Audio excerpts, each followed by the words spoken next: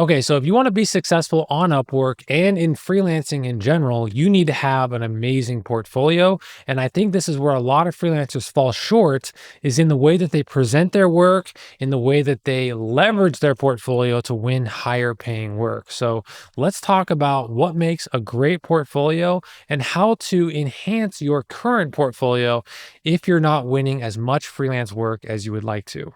So obviously the portfolio is one of the last determining factors when a client is deciding if they want to reach out to you or if they don't reach out at all. So if a lot of you out there are getting ghosted or you think that you're submitting amazing portfolios and you're not hearing back, it's highly likely that an aspect of your portfolio is falling short, especially as it relates to the actual job post itself, which is why you're not hearing back from clients in that initial phase of the relationship. So let's talk about where a lot of freelancers fall short, Jessica, the quality of the work versus the quantity of the items on their portfolio. Talk to me about how that plays into a freelancer's profile. Well, first of all, you have to include the best pieces of work that you have to share. Like, you need to select maybe 3 to 4 of your best pieces of work. No more than that, because you want to communicate quality. You want a potential client to see those portfolio pieces and immediately think, yes, okay, they're capable. They do amazing work. I want to move forward in working with them. So, go for quality versus quantity and make sure that you articulate and craft each of those portfolio pieces so that they are 10 out of 10. Yeah, I think this is where a lot of freelancers go wrong is they don't take enough of a quality over quantity perspective with their portfolios. I don't think enough freelancers are strict enough with, okay, is this item actually hitting a quality bar that it needs to hit for it to live on my portfolio? So I think we all need to be stricter. If we want to be high level freelancers, we need to be stricter with what actually qualifies to go on our portfolio. And I think if you look at a lot of people's portfolios on Upwork, especially, the first thing that jumps to mind is these items are just simply not good enough. Or maybe there's one item on their portfolio that sticks out, that looks cheap, that doesn't fit with the rest. If all of your items aren't 10 out of 10 or 9 out of 10, you need to remove anything that doesn't hit that level of quality. And I think that something to always keep in mind is you are only as good as your worst piece of work on your portfolio.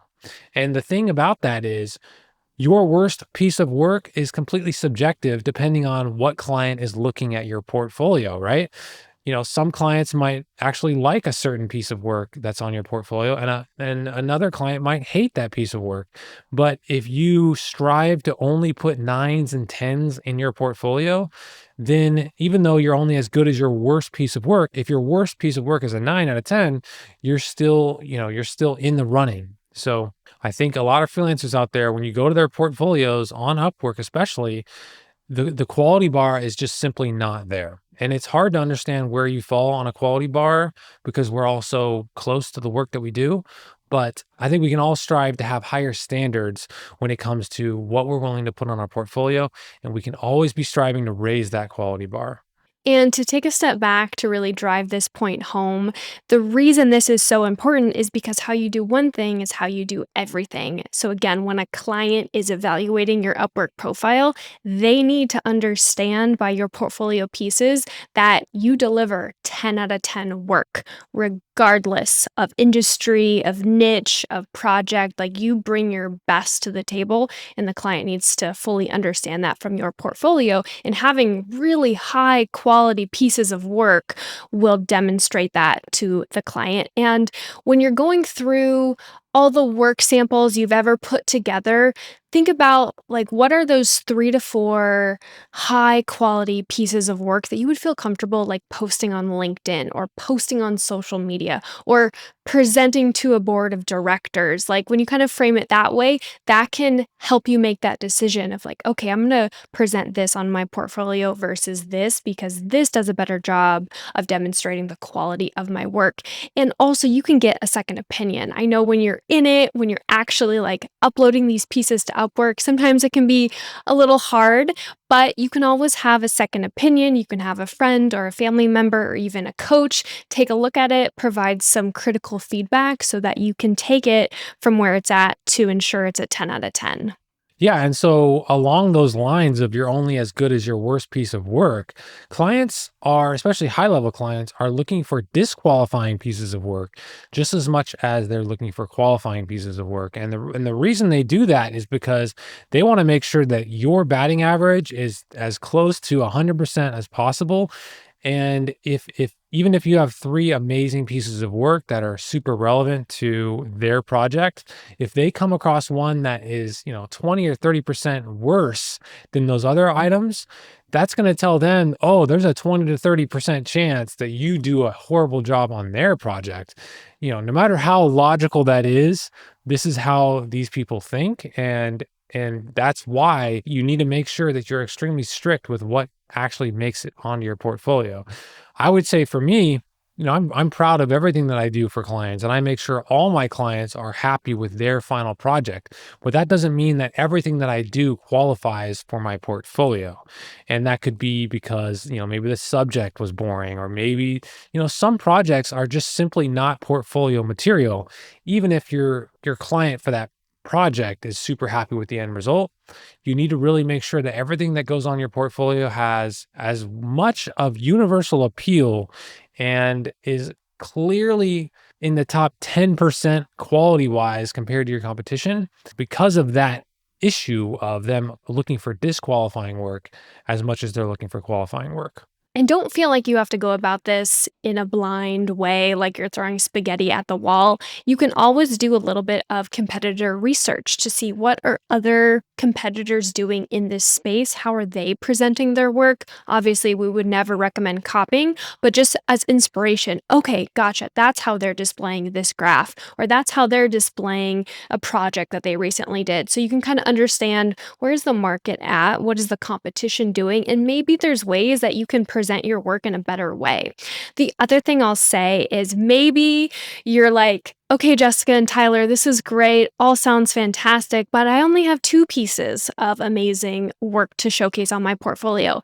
And to that, I would say it's okay to do spec work. It is okay to do spec work, especially if you really want to round out your portfolio so a client can fully understand what you have to bring to the table. Just include a mention on that portfolio piece that this is spec work. Yeah, I mean, we've all done spec work. I mean, I started out doing spec work for Hydro Flask when I was starting out trying to put my video portfolio together. And I'm pretty sure that those projects actually led to paid work. So as long as your spec work has that quality bar, that's a 9 or a 10, completely valid thing to put on your portfolio. Just don't obviously make it sound like you are working for Hydro Flask or whatever company it is. Just obviously make sure that's super obvious that that was spec work. So, from a client's perspective, there's nothing wrong with spec work. I know I have hired some freelancers where it clearly stated spec work, and I didn't really care. I was like, okay, this freelancer can do an amazing job. Clearly, they've showed the diversity of their skill sets. Great, I'm going to hire them. Like, I didn't get caught up on the fact that they had a couple pieces of spec work in their portfolio. I was just impressed by their skill set. So, don't be afraid to add in a few additional portfolio items, just label them as spec work. Yeah, and that brings us to our next point, which is the presentation itself. So you've got the quality of the work, which should be pretty evident, but then there's the whole presentation aspect, which is actually how you display the work itself. How much information are you giving the client about the project that you did? How well are you showcasing the work itself? Are you using mock-ups? Are you using a video? Are you using animations of some kind? I would say you should try to elevate the quality of the presentation of the work as high as you possibly can. So, what that means is, if you're a web designer, instead of just doing screenshots of your web design, you should at least do a mock up. Put it in an iMac, put it in an iPhone, add some color, And then even beyond that, you could do an animation of the website so you can actually show off what the website looks like in motion, or you could go all out and do a video of some kind, a motion graphic video. Maybe you can hire a motion graphic artist to do a 3D where you're zooming in and out on elements of the actual website. It's all about enhancing the presentation as far as you possibly can because presentation actually affects the perceived quality level of the work itself, even though the work itself doesn't change, right? The website is still the website, but the way that you showcase the work that you did, the way that you showcase a polished version of it, the way that you enhance how you're showcasing it is that all affects how good and how interesting your portfolio looks. So I would encourage you to think outside the box when it comes to the presentation of the work itself. And when in doubt, use video because video is probably the most engaging form of portfolio item. So think about that when you're thinking about how I can present my work in the most interesting way. And look, let's say you're not a visual person. That's okay. Go hire a graphic designer to make your mockups, make your portfolio pieces really stand out, like Tyler mentioned. Even just putting them in a computer frame or an iPhone frame with a little bit of shadow behind can seriously elevate your portfolio pieces and take them to a 10 out of 10. So don't be afraid to invest in a graphic designer and just let them know, hey, I need some help. I need some help here making my portfolio pieces a little bit more presentable. The other thing I'll say is we have an amazing tool like Canva. Canva is fantastic. They have a lot of these kind of templated mockups that you can use for inspiration if you're just looking to dial in these portfolio pieces. And I know some of you might be thinking, oh, the visuals, like that just seems kind of fluffy. Like I'm really passionate about the actual portfolio pieces that I have to share. But clients can be very, very visual. And it's just such a small, subtle tweak that you can make that will elevate your portfolios in such a powerful way that the client is going to be more likely to work with you. Yeah, and as we're talking about thinking outside the box, here's something that I don't see enough that freelancers do when it comes to their portfolio. Why are we not leaning into behind the scenes type content? I want to see your process. I want to see how you actually got from A to Z with this client. I want to understand what the client actually asked you to accomplish and how you went from A to Z on that journey. I think a lot of us as freelancers are really precious about the end result, but I think an interesting thing to showcase to actually humanize yourself and to round yourself out and to bring potential clients into your world is to actually showcase how you get the work done. Maybe showcase, like I said, do a behind the scenes, do a day in the life. These are all things that make you more of a real person and bring the potential client away from being a stranger and into someone that might feel like they want to get to know you personally. So that's something to keep in mind is, and it's something that I'm working on myself is I'm capturing more behind the scenes type content because I think nowadays it's not enough just to showcase the final piece of work. I think you need to bring people into your world. You need to generate a world of your own and you need to make yourself less of a stranger. And one of the best ways to do that is to do behind the scenes type content, process content.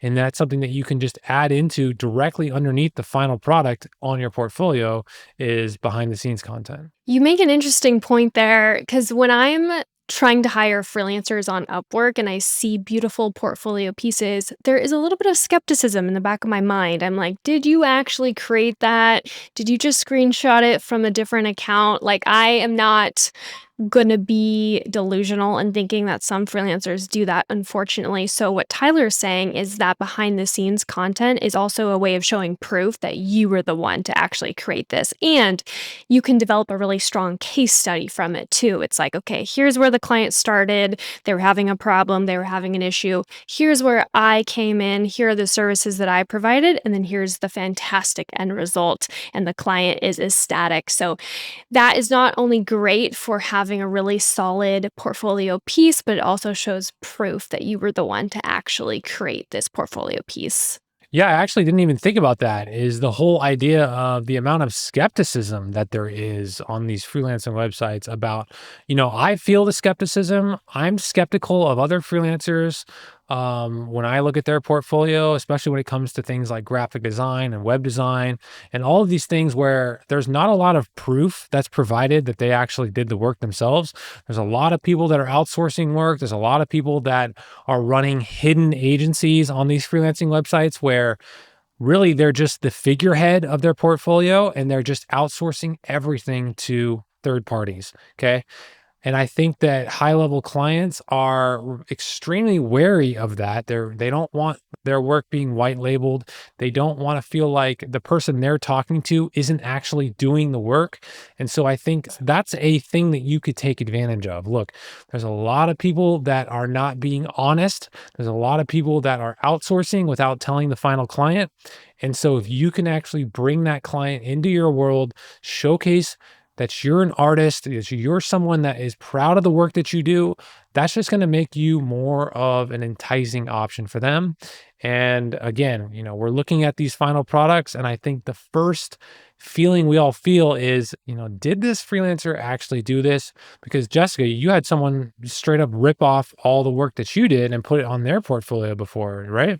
Yes. So this was an interesting story. So this happened to me a few years back, and I remember I was messaging an Upwork client, and I was in the final running. They were going to either choose me or choose a different freelancer, and they sent me the strangest message, and they said, "Hey, just so you know, there's another freelancer who submitted a proposal that looks like they pretty much copy and pasted your website onto their website." And I was like, "What? What are you talking about?" And so I found their website, and they literally took screenshots of the work that I did for my clients and just uploaded it to their website. So I know this happens all the time. And so, especially when I'm updating my portfolio, I'm very, very mindful to show screenshots and to show proof that I was actually the one working with the client. So, social media, for example, it's a really easy one to lie about. Essentially, pretty much anybody could screenshot some graphics, or they could even copy the Instagram profile URL and be like, "This is the account I managed." Clients can see right through that. So whenever I am taking screenshots, I show behind the scenes. I show the dashboard. I show only certain parts of Instagram or the social platforms that clearly I had to have access. If you do website management or even video production, showing Final Cut Pro or a screenshot of you actually editing the raw footage just to show proof and to build that trust that it was actually you and you're not someone who's just like screenshotting random things to add to your portfolio.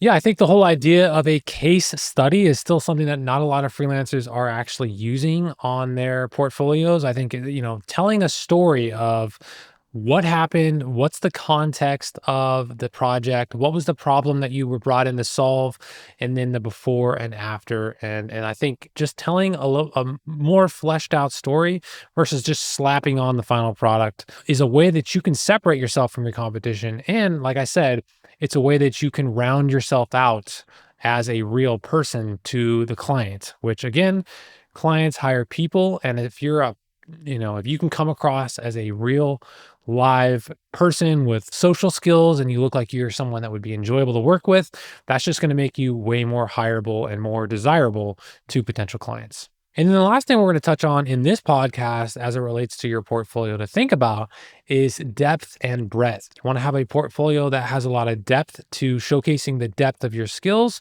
and you want to have a portfolio that has a variety of clients within your specific niche.